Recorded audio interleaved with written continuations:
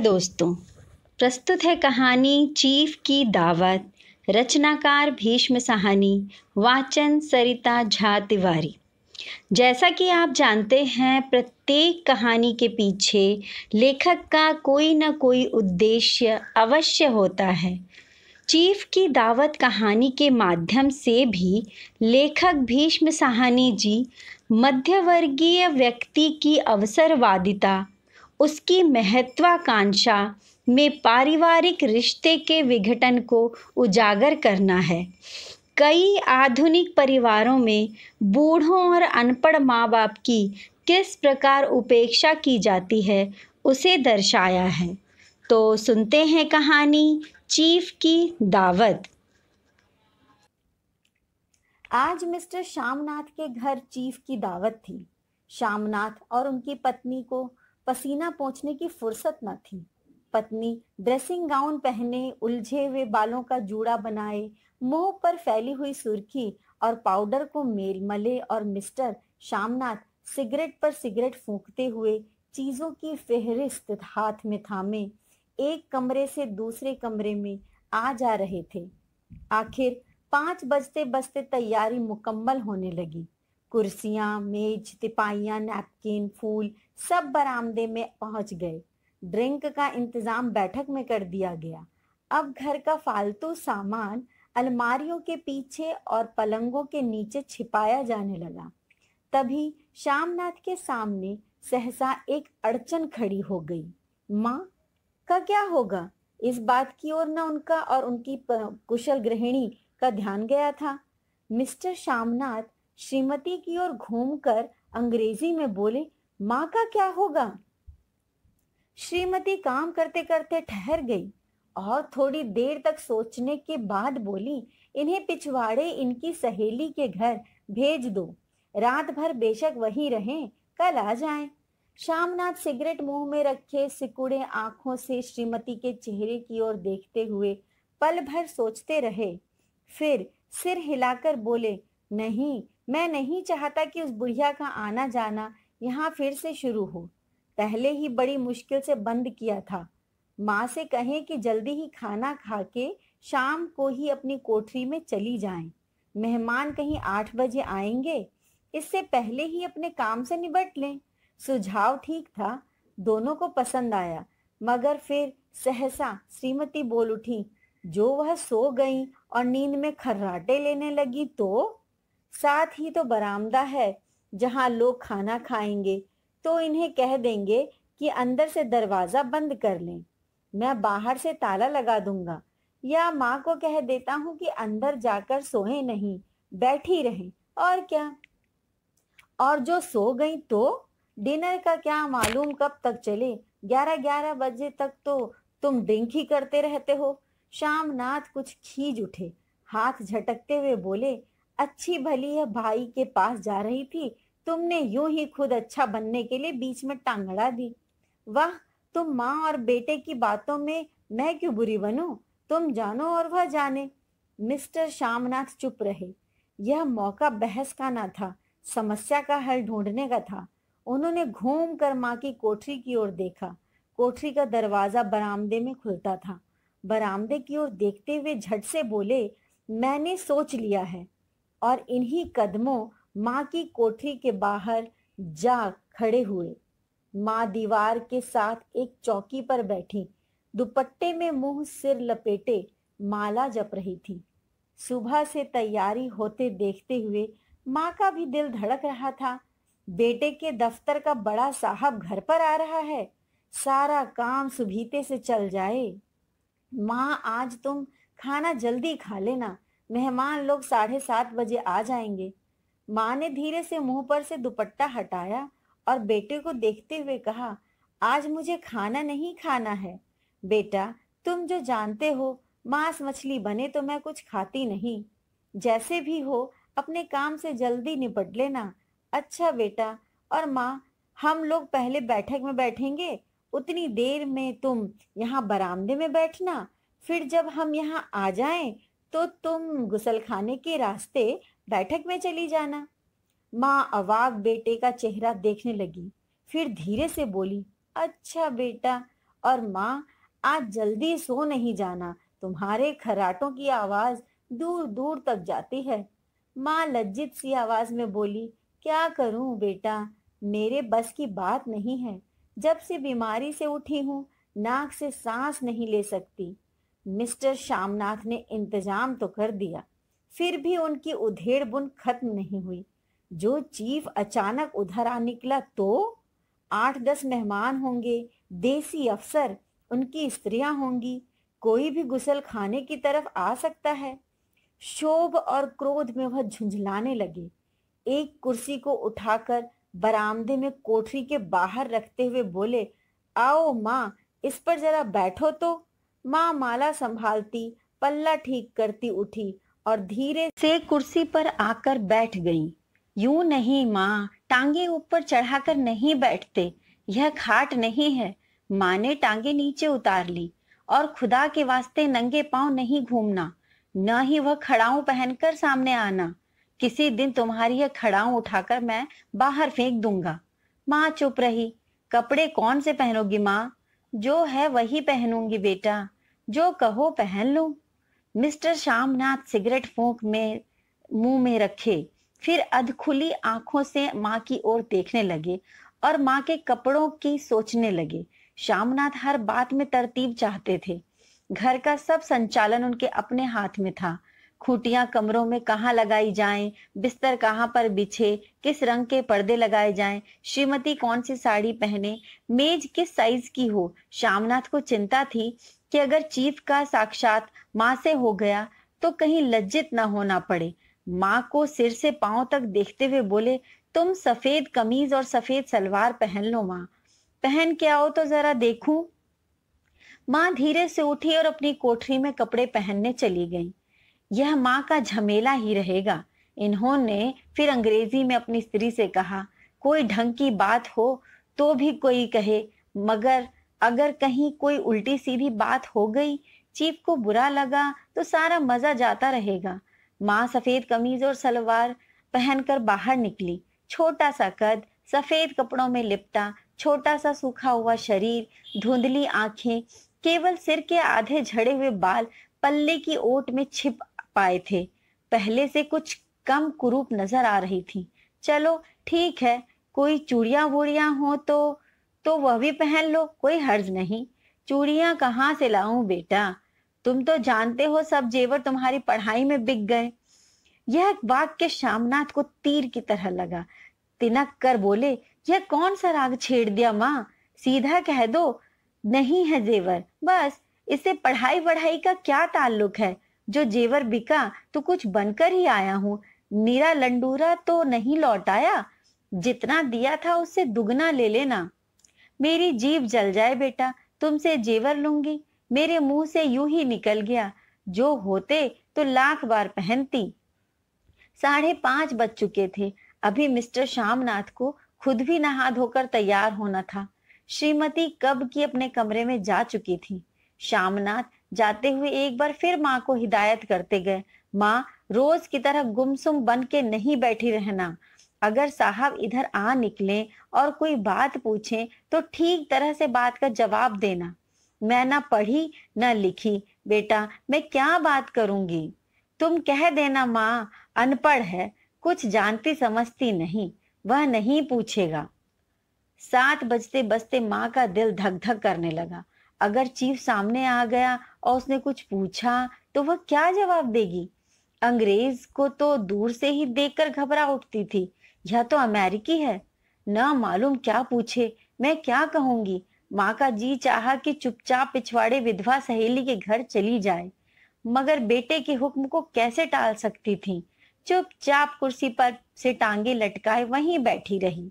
एक कामयाब पार्टी वह है जिसमें ड्रिंक कामयाबी से चल जाए।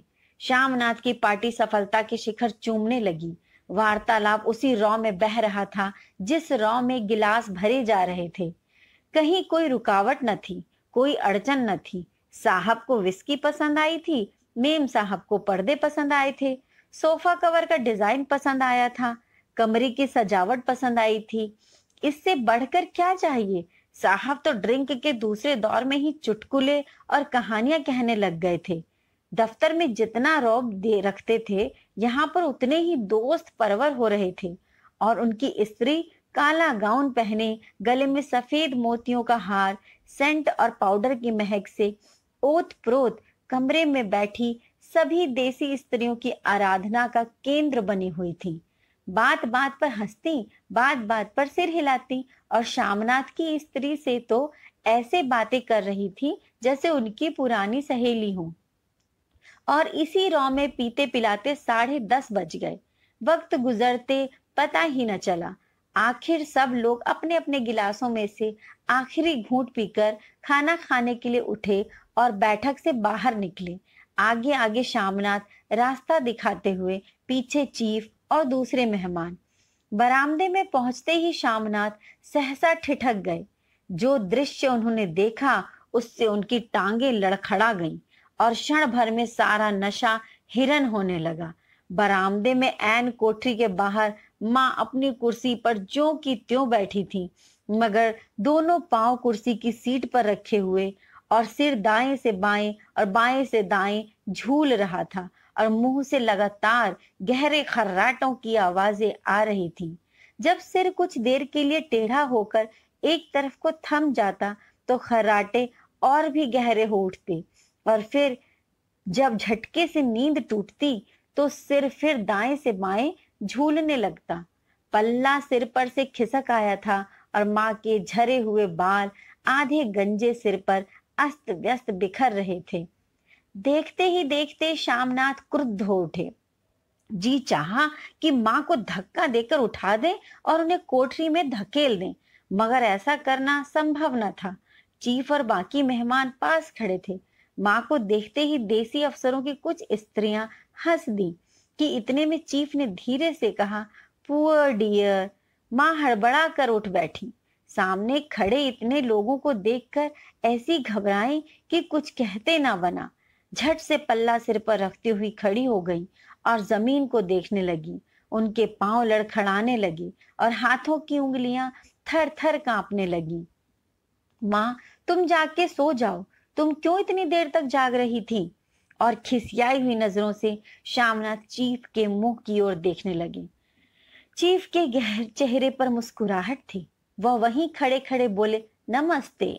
माँ ने झिझकते हुए, अपने में सिमटते हुए दोनों हाथ जोड़े, मगर एक हाथ दुपट्टे के अंदर माला को पकड़े हुए था, दूसरा बाहर, ठीक तरह से नमस्ते भी न कर पाई। शामनाथ इस पर भी खिन्न हो उठे। इतने में चीफ ने अपना दायां हाथ मिलाने के लिए माँ के आगे किया। माँ और भी घबरा उठी। माँ, हाथ मिलाओ। पर हाथ कैसे मिलाती? दाएं हाथ में तो माला थी। घबराहट में माँ ने बायां हाथ ही साहब के दाएं हाथ में रख दिया। शामनाथ दिल ही दिल में जल उठे। देसी अफसरों की स्त्रियां खिलखिलाकर हंस पड़ी। यूं नहीं माँ, तुम तो जानती हो दायां हाथ मिलाया जाता है, दायां हाथ मिलाओ। मगर तब तक चीफ माँ का बायां हाथ ही बार बार हिलाकर कह रहे थे, हाउ डू यू डू? कहो माँ, मैं ठीक हूँ, खैरियत से हूँ। माँ कुछ बड़बड़ाई। माँ कहती है, मैं ठीक हूँ। कहो माँ, हाउ डू यू डू? माँ धीरे से संकुचाते हुए बोली, हो डू डू। एक बार फिर कहा उठा। वातावरण हल्का होने लगा। साहब ने स्थिति संभाल ली थी। लोग हंसने चहकने लगे थे। शामनाथ के मन का क्षोभ भी कुछ कम होने लगा था। साहब अपने हाथ में माँ का हाथ अब भी पकड़े हुए थे और माँ सिकुड़ी जा रही थी।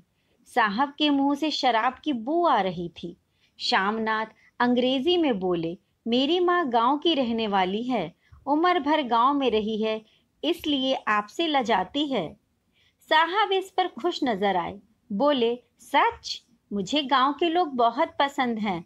तब तो तुम्हारी माँ गांव के गीत और नाच भी जानती होगी। चीफ खुशी से सिर हिलाते हुए माँ को टकटकी बांधे देखने लगे। माँ, साहब कहते हैं कोई गाना सुनाओ। कोई पुराना गीत तुम्हें तो कितने ही याद होंगे। माँ धीरे से बोली, मैं क्या गाऊंगी बेटा, मैंने कब गाया है। वाह माँ, मेहमान का कहा भी कोई टालता है।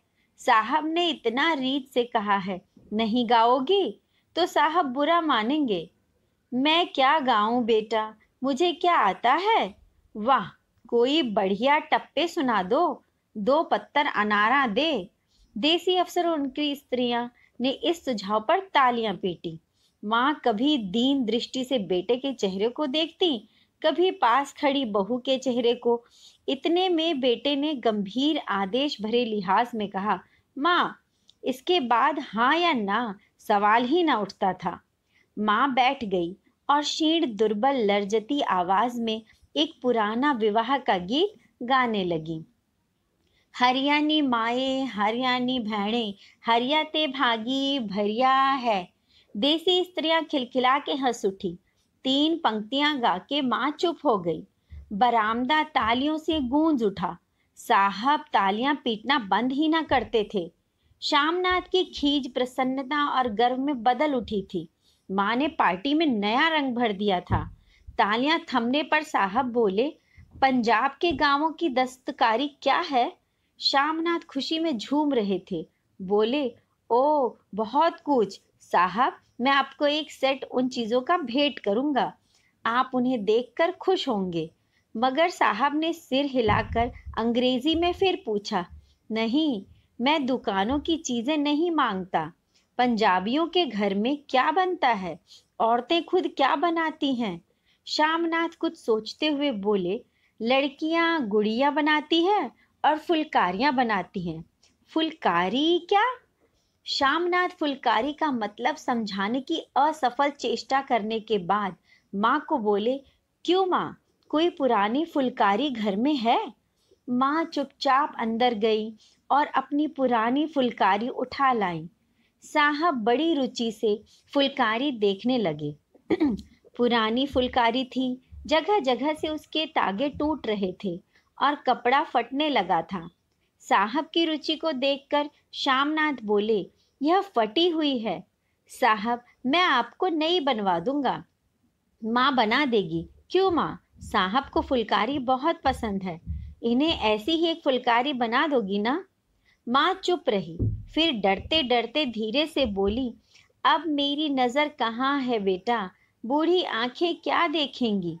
मगर माँ का वाक्य बीच में ही तोड़ते हुए श्यामनाथ साहब को बोले, वह जरूर बना देगी, आप उसे देखकर खुश होंगे। साहब ने सिर हिलाया, धन्यवाद किया और हल्के हल्के झूमते हुए खाने के मेज की ओर बढ़ गए। बाकी मेहमान भी उनके पीछे पीछे हो लिए। जब मेहमान बैठ गए और माँ पर सबकी आंखें हट गई, तो माँ धीरे से कुर्सी पर से उठी और सबसे नजरें बचाती हुई अपनी कोठरी में चली गई। मगर कोठरी में बैठने की देर थी कि आंखों में छल छल आंसू बहने लगे। वह दुपट्टे से बार बार उन्हें पोंछती, पर वह बार बार उमड़ आते, जैसे बरसों का बांध तोड़कर उमड़ आए हों। माँ ने बहुत तेरा दिल को समझाया, हाथ जोड़े, भगवान का नाम लिया, बेटे के चिरायु होने की प्रार्थना की, बार बार आंखें बंद की, मगर आंसू बरसात के पानी की तरह जैसे थमने में ही न आते थे। आधी रात का वक्त होगा। मेहमान खाना खाकर एक एक करके जा चुके थे। माँ दीवार से सटकर बैठी, आंखें फाड़े दीवार को देखे जा रही थी। घर के वातावरण में तनाव ढीला पड़ चुका था। मोहल्ले की निस्तब्धता श्यामनाथ के घर भी छा चुकी थी। केवल रसोई में प्लेटों के खनकने की आवाज आ रही थी। तभी सहसा माँ की कोठरी का दरवाजा जोर से खटकने लगा। माँ, दरवाजा खोलो। माँ का दिल बैठ गया, हड़बड़ाकर उठ बैठी। क्या मुझसे फिर कोई भूल हो गई? माँ कितनी देर से अपने आप को कोस रही थी कि क्यों उन्हें नींद आ गई, क्यों वह ऊँघने लगी। क्या बेटे ने अभी तक क्षमा नहीं किया? माँ उठी और कांपते हाथों से दरवाजा खोल दिया। दरवाजे खुलते ही श्यामनाथ झूमते हुए आगे बढ़ आए और माँ को आलिंगन में भर लिया। ओ मम्मी, तुमने तो आज रंग ला दिया। साहब तुमसे इतना खुश हुआ कि क्या कहूँ। ओ अम्मी, अम्मी। माँ की छोटी सी काया सिमटकर बेटे के आलिंगन में छिप गई। माँ की आंखों में फिर आंसू आ गए। उन्हें पोंछती हुई धीरे से बोली, बेटा, तुम मुझे हरिद्वार भेज दो, मैं कब से कह रही हूँ। श्यामनाथ का झूमना सहसा बंद हो गया और उनकी पेशानी पर फिर तनाव के बल पड़ने लगी। उनकी बाहें माँ के शरीर पर से हट आईं। क्या कहा माँ? यह कौन सा राग तुमने फिर छेड़ दिया? श्यामनाथ का क्रोध बढ़ने लगा था। बोलते गए, तुम मुझे बदनाम करना चाहती हो ताकि दुनिया कहे कि बेटा माँ को अपने पास नहीं रख सकता। श्यामनाथ का क्रोध बढ़ने लगा था। बोलते गए, तुम मुझे बदनाम करना चाहती हो ताकि दुनिया कहे कि बेटा माँ को अपने पास नहीं रख सकता। नहीं बेटा, अब तुम अपनी बहू के साथ जैसा मन चाहे रहो। मैंने अपना खाना पहन लिया, अब यहाँ क्या करूँगी? जो थोड़े दिन जिंदगानी के बाकी हैं, भगवान का नाम लूंगी। तुम मुझे हरिद्वार भेज दो। तुम चली जाओगी तो फुलकारी कौन बनाएगा? साहब से तुम्हारे सामने ही फुलकारी देने का इकरार किया है। मेरी आंखें अब नहीं हैं बेटा जो फुलकारी बना सकूं। तुम कहीं और से बनवा लो, बनी बनाई ले लो। माँ तो मुझे धोखा दे के यूं चली जाओगी, मेरा बनता काम बिगाड़ोगी। जानती नहीं साहब खुश होगा तो मुझे तरक्की मिलेगी। माँ चुप हो गई, फिर बेटे के मुंह की ओर देखती हुई बोली, क्या तेरी तरक्की होगी? क्या साहब तेरी तरक्की कर देगा? क्या उसने कुछ कहा? कहा नहीं, मगर देखती नहीं कितना खुश गया। कहता था जब तेरी माँ फुलकारी बनाना शू डिग्री करेगी तो मैं देखने आऊंगा कि कैसे बनाती है। जो साहब खुश हो गया तो मुझे इससे बड़ी नौकरी भी मिल सकती है, मैं बड़ा अफसर बन सकता हूँ। माँ के चेहरे का रंग बदलने लगा। धीरे धीरे उनका झुर्रियों भरा मुंह खिलने लगा, आंखों में हल्की हल्की चमक आने लगी। तो तेरी तरक्की होगी बेटा, तरक्की यूं ही हो जाएगी। साहब को खुश रखूंगा तो कुछ करेगा, वरना उसकी खिदमत करने वाले और भी हैं। तो मैं बना दूंगी बेटा, जैसे बन पड़ेगा बना दूंगी। और माँ दिल ही दिल में फिर बेटे के उज्जवल भविष्य की कामना करने लगी। और मिस्टर श्यामनाथ अब सो जाओ माँ कहते हुए तनिक लड़खड़ाते हुए अपने कमरे की ओर घूम गए।